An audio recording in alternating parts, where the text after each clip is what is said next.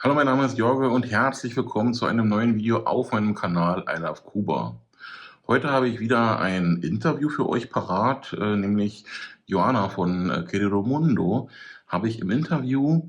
Querido Mundo sagt euch vielleicht noch ein bisschen was, denn der geneigte Zuseher meines Kanals wird sich erinnern, dass vor gut 2 Jahren ich schon mal Andrea von Querido Mundo bei mir hatte. Heute ihre ja, Geschäftspartnerin Joanna. Und ja, sie erzählt so ein bisschen, wie sie einerseits zu Kuba gekommen ist, was sich aber auch entsprechend in der Kuba-Reise selbst in ihrer Planung verändert hat. Ganz wichtig auch, ja, die nächste Reise findet nächstes Jahr im März statt. Also wer Interesse hat nach dem Interview oder auch schon davor, schaut da gerne mal rein. Ansonsten auch nochmal eine wichtige Information, das werdet ihr aber auch im Video nochmal sehen. Am 18.06. findet ein Infoabend online zum Thema Kuba statt, durch Querido Mundo durchgeführt. Und genau, alle Links dazu findet ihr unten schon mal in der Videobeschreibung. Ansonsten, ja, bleibt mir nur noch zu sagen, jetzt kommt das Interview. Viel Spaß damit und ja, bis dahin.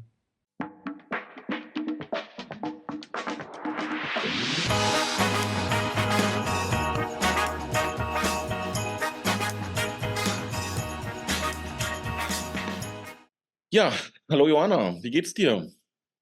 Hi, mir geht's gut. Ich freue mich, dass heute die Sonne ein bisschen geschienen hat.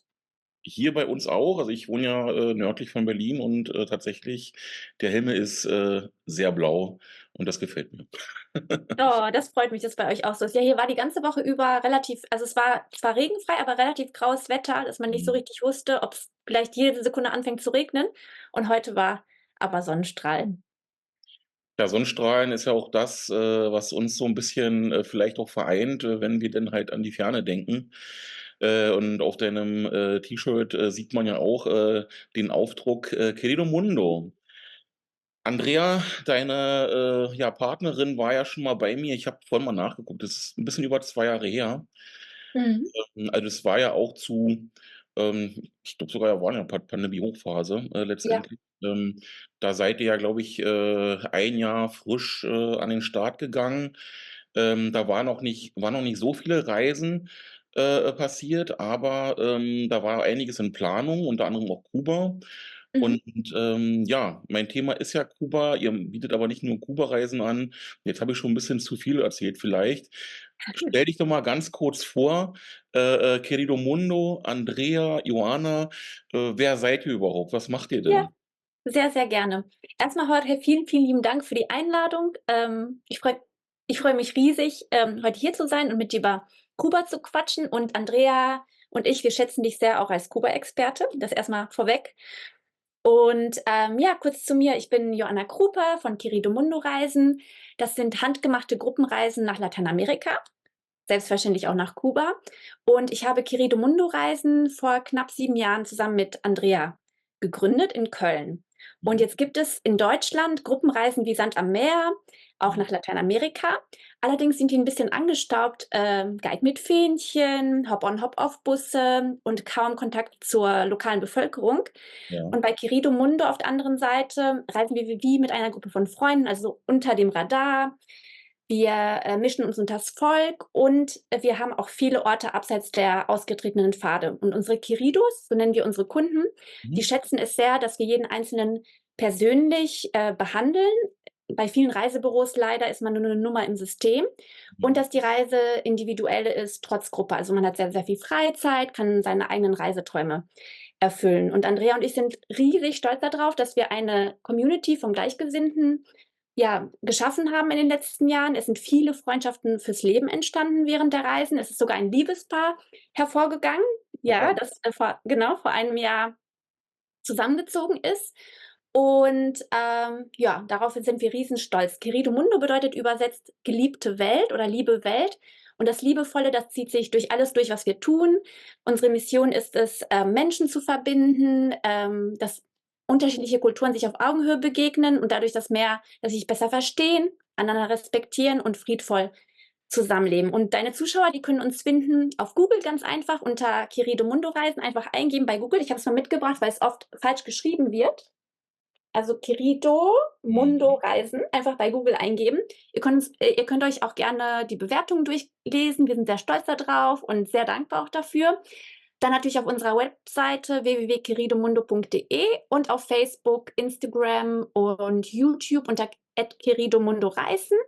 Kommt mit uns mit nach Lateinamerika. Wir freuen uns auf jeden von euch, der dabei ist.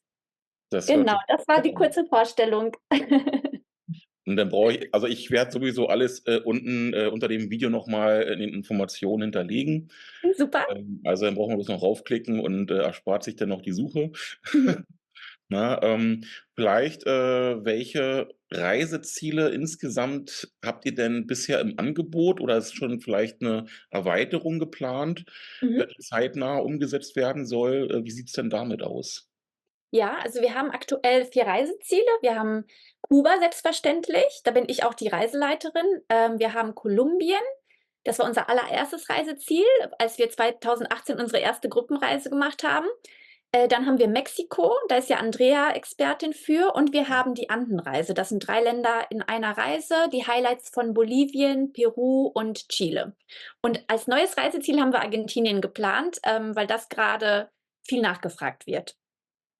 Okay. Mhm. Und geplant heißt, für 2025 oder? Für 2025, richtig. Okay, gut. Also, dass da, sage mal, da bildet ihr ja einen Großteil Südamerikas bereits ab Mhm. mit, euren, Reisezielen, also grade mit den Anden dann noch Mhm. zusätzlich. Da und dann Argentinien somit als, ist das größte Land, glaube ich, ne, neben Brasilien? Brasilien ist das größte und Argentinien ist das zweitgrößte Mhm. Land Lateinamerikas. Genau, ne? Also da, zumindest flächenmäßig Ja, werdet ihr da, schon einiges, abgrasen können. Das klingt doch sehr, sehr gut. Aber Thema heute ist ja Kuba. mein Lieblingsthema. Das freut mich zu hören. Wie viele Reisen nach Kuba hattet ihr denn? 2018 war ja die allererste Reise, hattet ihr gesagt? Oder hast du gesagt, Mhm. allererste Gruppenreise? Ne, 2018 war die erste Kolumbienreise, 2019 Kolumbien. war Mhm. genau, und 2019 war die erste Kuba-Reise, dann kam Corona. Also, wir hatten 2019, 2023 und 2024 3 Reisen. So Jetzt 3 kommt Reisen bisher und, alle soweit, erfolgreich, dass ihr sagt: „Hey, das bleibt auf jeden Fall im Repertoire ja. und, wird auch weiterhin entsprechend bedient.“ wann ist denn die nächste geplant? Habt ihr das schon auf dem Schirm?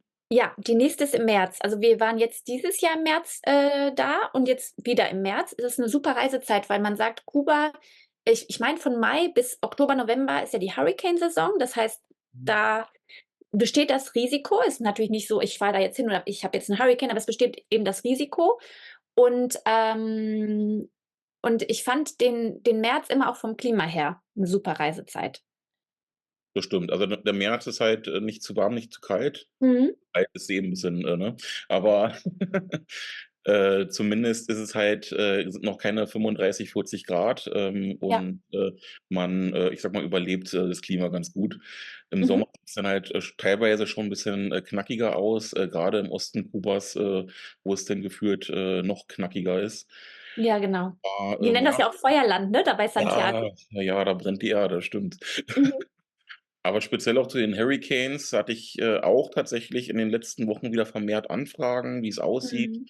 im Herbst, zu reisen oder ja: „Hey, wir planen im Oktober eine Reise. Wie sieht's denn damit aus?“ Und ich kann nur immer wieder sagen, Hurrikansaison, ja, Mhm. ist der Fall, ne? Aber ich sage mal, in den seltensten Fällen ist es halt, so stark, als dass es halt, einen zumindest in seinem Urlaub, beeinträchtigen würde, im Sinne von, dass Kuba halt so stark befallen ist, von dem Hurrikan. Das trifft tatsächlich öfter den Osten, ne? Das sind Mhm. dann halt 'n paar Tage, wo man dann halt leider, ja, eingeschränkt wäre, ne? Aber grundsätzlich geht's ja bei den Anfragen, die bei mir reinkommen, öfter um so erste Kuba-Reisen und die sind meistens im Westen Kubas, muss man ja Mhm. sagen, ne? Mhm. Also, die erste Kuba-Reise, die einer macht, ist im Regelfall eher der Westen. Mhm. Dann gefällt's einem so gut und man guckt sich vielleicht in der zweiten Reise noch den Osten an oder man macht gleich 'ne große Rundreise, ne? Aber ich sage dann halt, okay, in dem Westen, also, wenn man im Westen zu der Zeit, Urlaub macht, vielleicht wird's 'n paar Tage regnerischer, aber, ähm, im Regelfall sollte da eher nichts passieren, was man natürlich nie ausschließen kann, ne? Mhm. Aber, ich sage mal, es ist eh 'ne Gegend, da gibt's Hurricanes, da gibt's, Erdbeben, ne? Also, grundsätzlich ist ja alles entsprechend gegeben und kann immer alles passieren, aber die Risiken, sind immer noch händelbar, sage ich. Mhm. Ja. Ne, von daher ist Kuba eigentlich immer 'n schönes ganzjähriges Jahresreiseziel für mich, Mhm. ne? Aber März, hast du absolut recht, Mhm. ist 'n sehr gutes, Datum. Wir reisen meistens Anfang des Jahres. Also Januar, Februar dann? Ja, genau. Mhm. Also, gerne immer zum Neustart sozusagen, Mhm. ne? Da ist es dann nicht ganz so voll, sage ich mal, auf, der Insel insgesamt, ne? Das klingt dann schon wieder so 'n bisschen ab. Mhm. Weil das geht ja im November los und dann also, die ganzen Familien, so, Exil-Kubaner et cetera, die sind ja im Dezember, quasi halt meistens in Über Kuba, Weihnachten, genau, Familie über besuchen. Weihnachten, Neujahr und dann reisen sie auch wieder zurück, weil sie nur eh 1, 2 Wochen da sind. Mhm. Das geht dann alles ganz schön und, ich sage mal auch, grade so Strände und so weiter sind nicht überfüllt, weil, Mhm. ja, zum Beispiel auch für Kubaner ist es zu kalt aus irgendwelchen Gründen. Mhm. Ne? Man selber, freut sich dann halt ins Wasser springen zu können. Ja, ich glaube, ich bin auch eine Kubanerin. Bei mir ist es auch immer zu, also, wenn die sagen, es ist zu kalt, ist es mir auch zu kalt. Ich bin 'ne ganz schöne Frostbeule. Ja, aber ich weiß nicht, also ich freue mich dann trotzdem, also es ist kalt, ja, Mhm. aber Mhm. aber ich freue mich dann trotzdem über die Abkühlung, grade wenn man dann halt ich meine, du bist ja sowieso, relativ viel in der Sonne unterwegs, ne? Aber wenn man Mhm. dann halt als, Urlauber, sage ich mal, vielleicht einmal im Jahr 'ne Kuba-Reise macht, dann springt man ins Wasser, egal wie kalt es ist. Ja. Kann ich mir auf jeden Fall gut vorstellen. Mhm. Aber ja, ne, wie bist du denn, du hast ja gesagt, Kuba ist auch du bist halt die Reiseleiterin für Kuba. Mhm. Das heißt ja, du hast ja da auf jeden Fall auch 'ne entsprechenden Hintergrund, sage ich mal, wieso, weshalb, warum Kuba. Und das würde Mhm. mich auch mal interessieren. Wie bist du zu Kuba gekommen? Also, Thematik Kuba, ja, erzähl mal. Ich muss ganz ehrlich sagen, ich bin durch Zufall, nach Kuba gekommen, also jetzt gar nicht durch einen Hintergrund, sondern, weil wir mit Andrea wir wollten pro Jahr ein neues Reiseziel mit dazu nehmen. Und ich meine, in der Zeit, wo wir gerade recherchiert hatten, war Kuba, also wir sind auch immer sehr orientiert an dem, was, unsere Queridos suchen oder wollen. Ja. Und, also wir machen nicht das, worauf wir selber Bock haben, sondern wo wir merken: „Hey, die Leute, mit denen wir zusammenreisen, worauf haben die eigentlich Lust?“ Und das Mhm. musste zu der Zeit gewesen sein, wo dann auch wo das mit Barack Obama war und dann halt viel mehr, Tourismus nach Kuba gekommen Mhm. ist, weil wir haben dann gesehen, dass Kuba sehr gesucht wird, ne? Und dann haben wir dann, beschlossen, Kuba als neues Reiseziel reinzunehmen bei Querido Mundo. Aber dann, als ich Kuba, also mich dann auf die Kuba-Reise vorbereitet habe, dorthin gereist bin, alles über die Geschichte gelernt habe, über die Menschen, mit denen auch persönlich gesprochen habe, hat sich so 'ne Leidenschaft entwickelt dadurch, auch eine Liebe zu den Menschen. Und ich muss auch sagen, so ein Bedürfnis, den Menschen helfen zu wollen, weil in Lateinamerika, also da sind also die meisten Länder oder alle Länder, gibt es viel Armut und, viel, wo man helfen kann. Aber Kuba, finde ich, ist noch mal 'n Sonderfall durch das System, was dort vorherrscht und durch die Wirtschaftsblockade, die ausgesetzt sind. Und ich merke jedes Mal, wenn ich nach Kuba komme, wie sehr die Menschen Hilfe brauchen, auch vor allen Dingen vom Tourismus. Also, dass Touristen nach Kuba kommen, dass sie Devisen mitbringen, Euros, Dollar und so weiter. Und, jetzt mittlerweile ist es für mich auch, es ist so etwas wie 'ne Aufgabe geworden, Mhm. ähm, Menschen von Kuba zu erzählen, auch teilweise, ja, wie soll ich das sagen, diese Fake News ein bisschen auszuräumen, weil ich finde, leider Gottes kursieren sehr viele Fake News auf YouTube. Also, es sind irgendwelche Blogger, die nach Kuba reisen als Tourist und dann Ja. Sachen beobachten und die ganz groß aufblasen und dann Leute verschrecken, dass sie nicht nach Kuba reisen sollen. Und das finde ich ganz schlimm. Also, die haben sich nie mit 'nem Kubaner unterhalten oder verstehen nicht, weil Kuba ist 'n gesondertes Land für sich. Dort funktioniert alles anders. Dort funktioniert der Tourismus anders. Dort muss man auch, 'n Netzwerk haben. und mit den Kubanern ganz eng zusammenarbeiten, weil die halt genau Bescheid wissen. Und wenn da jetzt ein Blogger unterwegs ist mit seiner Kamera und der hat rein gar nichts mit den Kubanern zu tun und Mhm. nimmt dann irgendeinen Fakt und bläst den ganz groß auf und verschreckt dann die ganzen Leute, ich finde das fahrlässig. Und Ja. vor allen Dingen bei Kuba, bei einem Land, was gerade auf so viel Hilfe angewiesen ist, auch ja, sehr traurig, dass das passiert. Ja, ich weiß ganz genau, was du meinst. Also grundsätzlich existieren ja so diese zwei, sag ich mal, Seiten der Medaille, Mhm. wenn man von Kuba spricht. Und also einerseits dann halt solche, ich sag mal, fahrlässigen, uninformierten Personen, die dann halt nach Kuba reisen und ja, dann quasi auch ihre Reichweite vielleicht ja in eine falsche Richtung nutzen, nämlich eine uninformierte Information, die halt so vielleicht gar nicht stimmt, quasi verbreiten. Und da springen ja auch andere Gruppen quasi auf. Ich sag mal, es gibt ja diese Pro-Kuba und Mhm. Contra-Gruppen und ja, das ist halt tatsächlich in den letzten Jahren vermehrt, was mir da auffällt. Das wächst immer mehr und ich bin dem auch so ein bisschen überdrüssig tatsächlich, insgesamt, Mhm. weil, auch ich lese ja ständig in meinen Kommentaren, entweder ich bin nicht ich übe zu wenig Kritik aus oder ich übe zu viel Kritik aus, trotzdem ich mich Mhm. möglichst, neutral verhalten möchte, Genau. ne?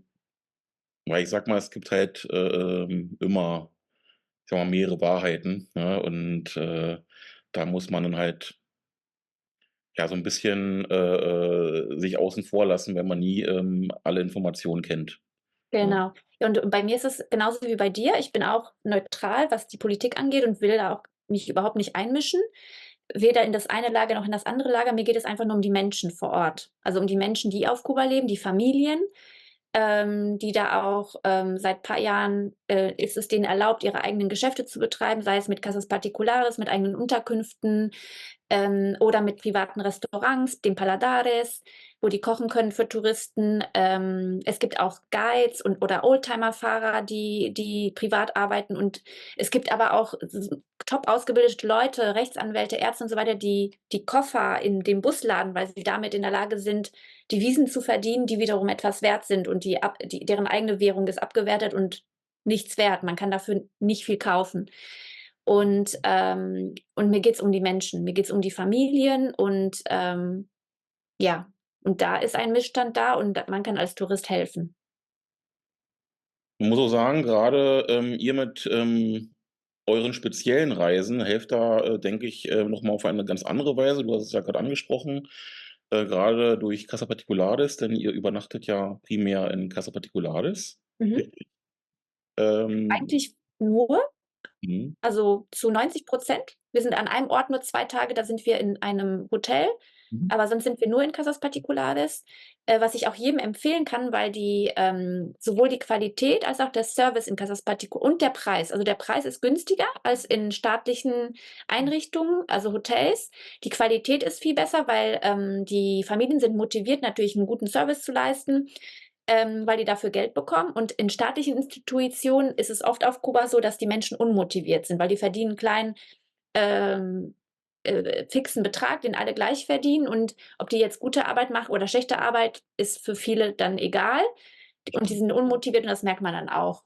Und, und man merkt auch, die Familien, die investieren auch. Also wenn die zum Beispiel Geld verdienen durch Mhm. die Touristen, dann nehmen die das Geld auch wieder in die Hand, um qualitativ das nochmal zu verbessern, die Zimmer oder um noch ein Zimmer dazu zu bauen. Also ich finde es toll zu sehen, wie engagiert die da sind und niemals aufgeben und wie fleißig und arbeitsam. Und wir reisen auch in den Osten Kubas. Das ist ganz selten, weil es ist gar nicht so einfach, in den Osten zu kommen. Also ich habe ja gerade erwähnt, dieses Netzwerk von Kubanern, ne, dass man über dieses Netzwerk dann eben auch herausfindet, wie komme ich denn durch das Land und von A nach B. Und gerade ist ja auch es sind ja Versorgungsengpässe auf Kuba durch, dass der Spritmangel ist, dass der Strom ausfällt und so weiter und so fort. Das hat natürlich Auswirkungen auf viele andere Sachen. Und da braucht man schon ein Netzwerk, um zu wissen, wie komme ich denn überhaupt an diese Orte. Und der Osten Kubas, der ist vor allen Dingen auf Tourismus angewiesen, weil da eben ganz wenig Tourismus ist. Und ich habe da so ein kleines Beispiel in Baracoa, das ist ganz, ganz im Osten Kubas. Mhm. Da habe ich einen tollen Guide, Steve heißt der ist Kubaner, obwohl der Name amerikanisch klingt. Okay. Der hat sogar ein bisschen indigene Züge aus der Region von Baracoa.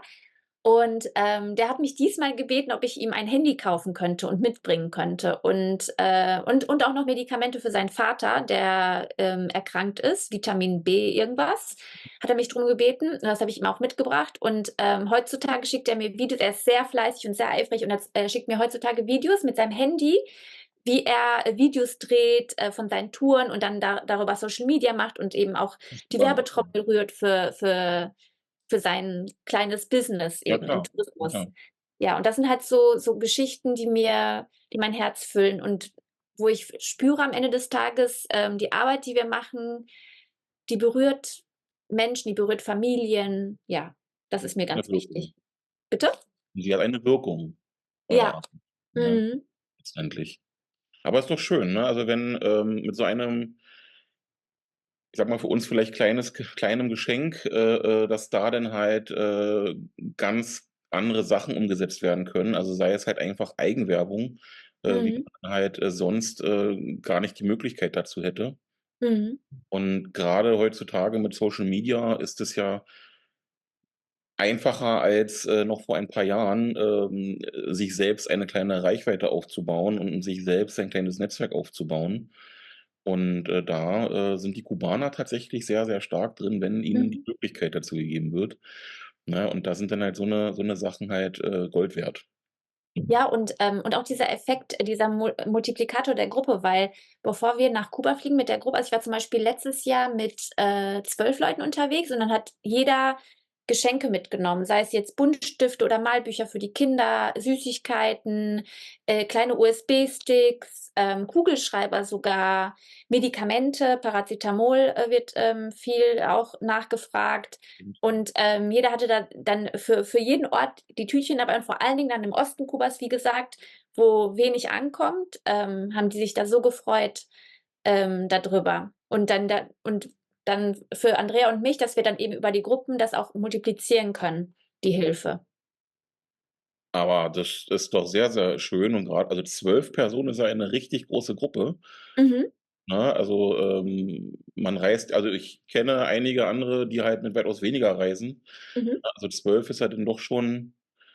Da ist ja dann auch der Transport im Land, auch noch mal 'n großes Thema und mhm, umso besser, dass ihr das halt auch entsprechend umsetzen könnt. mhm, Da würde mich jetzt mal interessieren, hat sich eure Reiseroute grundsätzlich verändert zu dem, wie es Andrea damals erzählt hatte? Oder vielleicht kannst du mal kurz die Eckpunkte, mhm, die euch im Land quasi befindet, also wenn ihr reist, mal mhm. kurz erläutern? Weil ihr sagt, Ja. ihr seid ja sowohl im Westen als auch im Osten noch. Genau, genau, sehr gerne.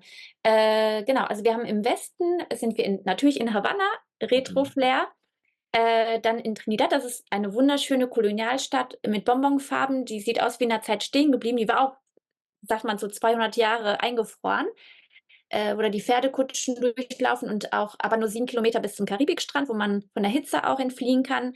Die Tabakregion um Viñales sind wir selbstverständlich auch, sieht auch aus wie gemalt. Man kann schön dort auch im Grünen spazieren gehen, alles über den Tabakprozess lernen und auch Tabak bei den Bauern kaufen, statt bei der Regierung, der ganz anders schmeckt, ganz aromatisch ist und auch viel, viel günstiger ist. Und dann sind wir noch im Osten Kubas. Wir sind in Santiago de Cuba. Das ist die zweitgrößte Stadt nach Havanna. Und da ist viel afro-kubanische Kultur. Also wer Salsa tanzen liebt, kommt da auf jeden Fall auf seine Kosten. Ist aber auch sehr viel Geschichte. Viele verbinden ja Kuba, die Geschichte mit Havanna, aber eigentlich hat sich fast alles im Osten abgespielt, um Santiago de Cuba rum. Dort ist Fidel Castro zum Beispiel zur Schule gegangen, hat dort auch die Revolution ausgerufen. Wir sind dort auch und er ist dort auch begraben. Also, wir sind dann auch jedes Mal bei seinem Grabstein, der, ganz außergewöhnlich ist. Das so Ja. mal als Spoiler. Und, von dann sind wir noch in der Sierra Maestra. Das ist eine Gebirgskette. Also, Kuba, das ist ja sowieso sehr interessant, weil von TUI-Schaufenstern verbindet man das ja nur mit Karibikstrand und Mhm. fast niemand weiß, dass es dort sehr viel Natur und sehr viel Grün auch gibt. stimmt, Und ja. wir sind da in der Sierra Maestra, das ist die größte Gebirgskette, und da hat sich Fidel Castro mit seinen Rebellen damals versteckt und von dort aus haben die dann, ähm, ne, sind die dann runter, wo die dann die Revolution in Santiago ausgerufen haben. Da sind wir noch unterwegs. Und von dort aus haben Baracoa, sie halt ihre Guerillataktiken ausgeübt. genau, Ja. genau. Da war ja auch die New York Times, die Journalisten waren auch vor Ort mit zugebundenen Augen, wurden dahin geführt und haben Fidel Castro dort interviewt. Und da sind wir halt auf den Spuren unterwegs und sprechen auch mit den Leuten, mit den Bauern vor Ort, die dann auch damals die Rebellen unterstützt haben, denen auch geholfen haben mit Essen, mit medizinischer Versorgung und so weiter und so fort. Und dann sind wir noch in Baracoa, das ist mein absoluter Lieblingsort, ganz im Osten Kubas. Das ist das ist ganz viel, da ist ganz viel Natur, der Humboldt-Nationalpark, der kleinste Kolibri der Welt beispielsweise oder der kleinste Frosch der Welt sind da zu Hause. Ist wunderschön, dann das Lied am Atlantik. Die haben aber auch die beste Küche Kubas, die kochen mit Bananen, mit Kokosaromen. Die Menschen finde ich toll dort, so, man sagt auf Englisch down to earth, also sehr liebevolle, Bodenständig. bescheidene Leute, die dort, bitte? Bodenständig. Bodenständig, genau. Bodenständige Menschen, die dort leben. Kakao wird dort angebaut. Das ist auch die einzige Schokoladenfabrik Kubas, die von Che Guevara gegründet und eingeweiht wurde, ist dort auch vor Ort. Genau. Und dann geht es wieder zurück über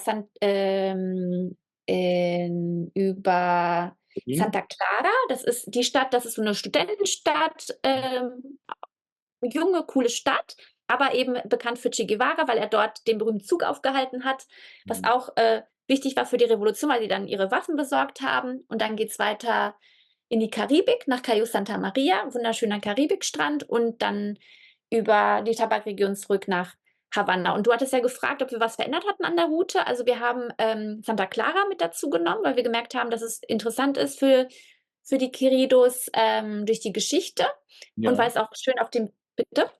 Ja, ich habe zugestimmt. Genau, weil das schön auf dem Weg liegt und wir haben ausgetauscht, weil wir waren vorher in Cayo Levisa, das ist eine Ja. Insel in der Nähe von Vinales, aber da ist der Florida Hurricane, der ja vor kurzem war, der ist dann durchgefegt und dann konnte man da nicht hin und dann haben wir das ausgetauscht mit Cayo Santa Maria, was Mhm. genauso schön ist, genauso karibisch, aber eben wo man hinreisen konnte, weil der Hurricane dort das ausgelassen Genau, hat. das war letztes Jahr, glaube ich, auch vorletztes. Ich glaube, letztes Jahr war das, ne? Genau, der Hurricane, der war im September vor 2 Jahren. 2 Aber Jahren? dann auf die Reise Mhm. dann die wir dann im März gemacht haben, hatte das dann 'ne Auswirkung, weil dort der Fährenhafen war zerstört und es gab Ja, keine übersetzenden Fähren mehr. genau, das war ja wirklich 'ne Naturkatastrophe, die ja seinesgleichen gesucht hat. Die ist ja auch, Mhm. über Miami rübergezogen und hat da sehr, sehr viel zerstört, mit dem Unterschied, dass da natürlich ganz andere Infrastrukturen herrschen bei der Mhm. Wiederherstellung. Ja. Und, das hat natürlich Kuba seine Schwierigkeiten, gehabt und, teilweise ja immer noch. Ich erinnere an Stromnetz sozusagen, Mhm. ne? Das, Mhm. ist ja da, ich sage mal, Kuba hatte immer ein, schwaches Stromnetz, sage ich mal, aber zu dem Zeitpunkt, ist er dann gänzlich eingebrochen. Es gibt ja diese 3 großen, Säulen, wo halt die großen, Stromerzeuger sind und, die wurden halt nie großartig gewartet und leider ist das dann halt mit dem, Hurricane Gesundheit Entschuldigung. komplett zusammengebrochen und, seitdem auch nie wieder, richtig hochgefahren, weil er dann halt noch die durch die Pandemie und, et cetera Gesundheit Ui, Entschuldigung. alles Irgendwas juckt in der Nase. entsprechend, ja, Treibstoff gefehlt hatte, um halt auch diese, Energieversorger zu, betreiben. Mhm. Und so führte halt eins zum anderen, ne? Also, quasi in Richtung Kollaps, waren wir, in Kuba leider unterwegs. Und das fiel alles so 'n bisschen zusammen wie 'n Kartenhaus. Ja, und na ja. Mhm. Ja, aber gut, Kuba ist auf jeden Fall dran, die Sachen weiterhin, entsprechend wieder voranzutreiben, dass die Dinge laufen. Mhm. Und, von daher grade auch für Kuba-Reisende, kann ich zumindest sagen, dass, alle Personen, die halt zumindest, mit dem Tourismus arbeiten, sei es, Personen mit einer Casa Particular oder einer Paladar, die sind auf jeden Fall angehalten, dass halt alles super funktioniert. Ne? Und von daher kann ich zumindest weiterhin auch sagen, weil ich auch mal wieder gefragt werde, meine Katze ist gerade hier, ähm, Oh, ob ich eine Reise nach Kuba empfehlen kann und ich sage ja. Ne? Immer wieder und ist auch, ja. na, wie du schon Ja, und gesagt hast, gerade für die, oh, na gut. sind wir zu dritt jetzt. So ist das halt, genau. Sag Hallo zu Kimba. Oh. So, ja, Moment. Wie heißt deine Katze? Timba? Kimba, Timba. genau. Naja, So wie so. die Musik, ne? Auf Kuba. Timba-Musik. Nee, Kimba mit K. K. Ach, Kimba mit K, okay. Mhm. Oh, so, jetzt bin ich ganz voller Haare, sehr schön. Sieht man So, aber nicht. so muss das sein. Ja, zurück zu Kuba, entschuldige. Ähm, Du hattest vorhin im Vorgespräch erwähnt, dass ihr bald eine Veranstaltung haben werdet. Mhm. Was war das nochmal? Vielleicht kannst du dazu mal kurz dich äußern. Ja, natürlich. Also ich veranstalte Ja, mit Moment, Andrea ja. einen Online Das Internet ups, war gerade so ein bisschen eingebrochen, weil das hatte ich die ganze Zeit jetzt schon so ein bisschen. Jetzt sehe ich dich wieder gut. Vielleicht fängst okay, du mal an. super. Also wir veranstalten mit Andrea einen Online-Kuba-Infoabend und da würde ich deine Zuschauer super gerne dazu einladen. Und zwar geplant ist es für Dienstag, den 18. Juni um 19:30 Uhr online. Da könnt ihr euch anmelden. Den Link gebe ich Jorge, den kann er dann posten unterm Video. Ja. Oder ihr geht einfach auf unsere Webseite und da oben im Reiter Infoabend anklicken. Da könnt also www.queridomundo.de Mhm. und dann oben im Reiter Infoabend anklicken. Da könnt ihr euch auch anmelden. Und wenn ihr das Video erst später sehen solltet, also dann, wenn der 18. Juni schon vorbei ist, ist überhaupt gar kein Problem. Ihr könnt euch trotzdem ins Formular eintragen, weil wir immer wieder diese Infoabende veranstalten, auch zu anderen Ländern Lateinamerikas. Mhm. Was Genau, und können, ihr seid herzlich eingeladen. Wir freuen uns über jeden, der kommt. was können denn die Teilnehmer erwarten bei diesem Infoabend? Also, ihr könnt gleichgesinnte Reisefreunde kennenlernen. Ihr könnt all eure Fragen stellen zu Kuba, wenn ihr zum Kuba-Infoabend kommt oder zu den anderen Reiseländern. Und ihr bekommt ja, Inspiration, was man in dem Land alles machen kann. Also diese Punkte, die ich gerade schon angesprochen habe, diese Route, die ich kurz angeteasert habe, da gehen wir halt viel tiefer und intensiver drauf ein, aber auch mit schönen Bildern. Also es ist wie so eine Art Kurzurlaub, so ein schöner Abend, wo man, ähm, als ob man, ja, ich sage auch immer, macht euch einen Cocktail oder kommt mit einem Weinchen oder so, Ja. weil es fühlt sich an wie ein Tag im Urlaub. Aber es ist doch eine schöne Beschreibung, es ist ein Kurzurlaub. Ja, und was ich noch dazu sagen wollte, ich hatte ja kurz am Anfang gesagt, dass uns die Community sehr wichtig ist und es Ja. ist bei uns, wir machen keine Webinare, wo jetzt irgendwie in die Kamera gesprochen wird und alle hören zu, sondern bei uns ist es immer ein Zusammen. Also wo wir uns zusammen unterhalten können, wer möchte natürlich. Es gibt auch Leute, die sind eher schüchtern und wollen immer eher im Hintergrund bleiben. Das ist auch völlig okay. Aber das ist halt nicht so eine Einbahnstraße, sondern wir freuen uns über jeden, der da ist, beantworten super gerne Fragen, lernen euch gerne kennen. Ja. Okay, das klingt doch schön. Also, Mhm. ich trage es entsprechend noch mal ein. 18. war der Tag, ne? Dienstag, Und 18. Juni, genau. da ist dann auch das Thema Kuba, also passend sozusagen zu den Personen, die meinen Kanal abonniert haben. Ich Mhm. werde auch auf den anderen Kanälen meinerseits teilen, also Instagram et cetera, Mhm. dass auch da die entsprechende Information verbreitet wird. Super. Ähm, Vielen Dank. Ich habe noch 'ne Frage. Und zwar hattet ihr ja damals angefangen, aus der entsprechenden, ich sage mal, Not heraus, aufgrund dessen, weil keine Reisen möglich waren, entsprechend Kochabende zu organisieren. Wie sieht's denn damit aus? Das machen Setzt ihr das noch fort? Ich weiß nicht mehr in der Regelmäßigkeit, ne, aber mhm. wie sieht's denn damit aus? Ja, das haben wir zu Corona-Zeiten gemacht und wir haben das sogar, ich 2021, 22, 23, wir haben das knapp 4 Jahre haben wir das dann gemacht, hat sich das dann gezogen. Jeden ersten Freitag im Monat Online-Travel-Dinner Mhm. sind wir immer in ein anderes Land in Lateinamerika gereist, haben ein Gericht zusammen mit der Community gekocht. Wir hatten zu unseren Spitzenzeiten 300 Leute, die teilgenommen haben. Wir waren auch Wow. in der Bild der Frau. Bitte? Das ist nicht wenig. Also Ne, für, das ja, und dass alle dann mitgekocht haben. Also, da waren ganz viele Küchen auf einmal bei Zoom ja, und die Leute haben alle gekocht. Das war total schön. Die Bild der Frau hat da auch über uns berichtet, aber, Andrea und ich haben das dann eingestellt 2013, weil dann wieder die Reisen volle Fahrt aufgenommen haben und, 23, ne? bitte? 2023. Ja, Ende 2023 haben wir das dann eingestellt und, was gibt's so 'n schönen Satz, 100% Fokus, 100% Erfolg, 50% Fokus, 0% Erfolg. Ja, Und, zu Corona-Zeiten haben wir uns halt hundertprozentig auf das Travel Dinner konzentriert. Aber jetzt, wo Reisen wieder möglich sind, wollen wir da 100% geben, weil wir eben den Kiridus das schönste Reiseerlebnis ja, ermöglichen wollen, ja. uns da eben unsere Kräfte bündeln. Aber wir haben jetzt die Online-Infoabende und das ist, eigentlich auch so etwas in der Art. Also, es ist auch ein Reiseabend zusammen, zwar jetzt ohne Kochen und ohne Essen. Das kann man selber aber natürlich, ne, kann man da auch was selber Kann sich man ja zubereiten. nebenher machen. Genau, genau. Das äh, das steht dem ja nicht im Wege und, so haben wir das auf diese Weise, dass wir online noch was machen. Na gut, mir war nur aufgefallen: „Hey, Moment, ich bekomme gar keine E-Mails mehr zu dem Mhm. Thema." Ähm, okay, dann bin ich ja jetzt im Bilde. Ja. Na gut, Joanna, es hat mir eine große Freude bereitet, mit dir über Kuba zu sprechen Mhm. und, vor allem, auch, deine, Erfahrung, wie du zu Kuba gekommen bist, durch Zufall. Mhm. Und, vielleicht möchtest du, noch ein paar, ja, letzte Worte hier im Video mitteilen. Mhm.